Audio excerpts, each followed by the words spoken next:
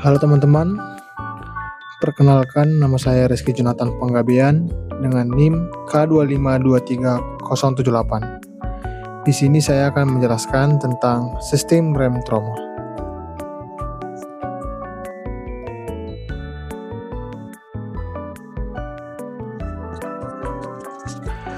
Rem tromol adalah sistem pengereman yang bekerja dengan cara menekan kampas rem ke permukaan bagian dalam tromol yang berputar bersama roda.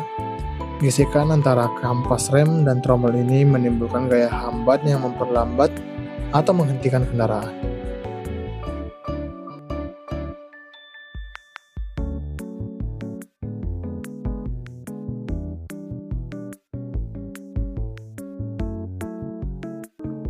Sistem pengereman ini bekerja secara mekanis dengan memanfaatkan gesekan antara kampas dengan tromol. Cara kerja rem tromol akan berputar seiring dengan putaran roda. Saat pedal rem ditekan, maka minyak rem akan mendorong piston untuk menggerakkan kampas. Dalam proses ini, kampas akan seolah melebar atau menjauh sehingga menghasilkan tekanan. Tekanan ini kemudian menekan piston yang mendorong tromol dan menciptakan gaya gesekan yang berkontribusi pada pengurangan kecepatan kendaraan. Kelebihan dari rem tromol sendiri, konstruksinya kuat sederhana. Biaya pembuatan dan perawatan relatif murah, daya pengereman cukup baik pada kecepatan rendah, dan cocok digunakan untuk rem parkir. Kekurangan dari rem tromol, pendinginan kurang baik, performa menurun saat sering digunakan, perawatan dan penyetelan lebih murid, dan respon pengereman lebih lambat dibandingkan rem cakram. Selanjutnya adalah komponen utama rem tromol.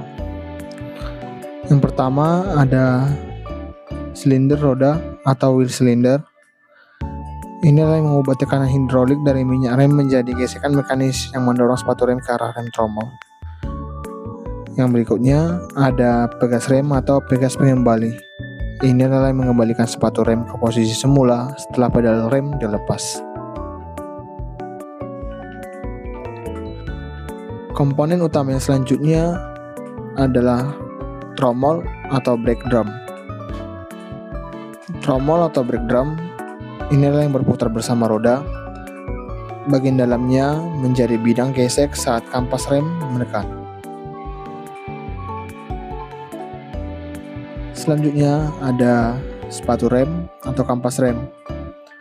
Komponen ini adalah yang menekan permukaan dalam tromol untuk menghasilkan gaya gesek sehingga kendaraan melambat atau berhenti. Di sini saya akan menjelaskan beberapa tipe rem tromol. Yang pertama adalah leading and trailing shoes.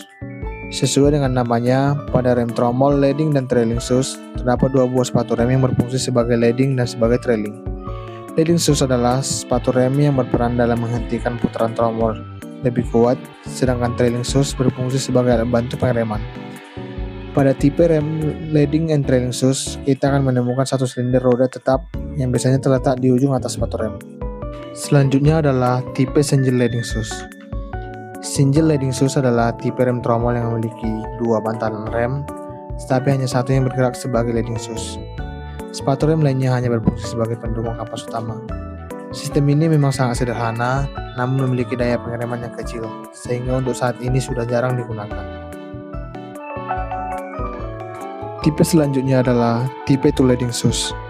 Pada tipe two leading shoes, kedua sepatu rem akan berperan sebagai leading shoes. Perbedaan dengan tipe sebelumnya adalah pergerakan sepatu rem. Pada tipe leading and trailing shoes, rem akan bergerak secara refleksi atau searah. Sedangkan pada tipe ini, kampas rem bergerak berlawanan arah. Selanjutnya adalah tipe uniservo. Tipe uniservo memiliki cara kerja yang hampir sama dengan kampas rem tipe leading and trailing shoes. Namun, tipe ini hanya dilengkapi dengan satu silinder roda yang memiliki satu piston. Walaupun begitu, satu piston tersebut dapat menggerakkan dua sepatu rem secara bersamaan. Hal ini dikarenakan penyetel di bagian bawah mengambang atau tidak dibaut ke backing plate.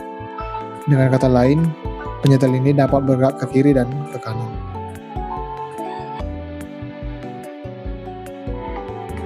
Sekian penjelasan rem tromol dari saya. Terima kasih sudah menyaksikan.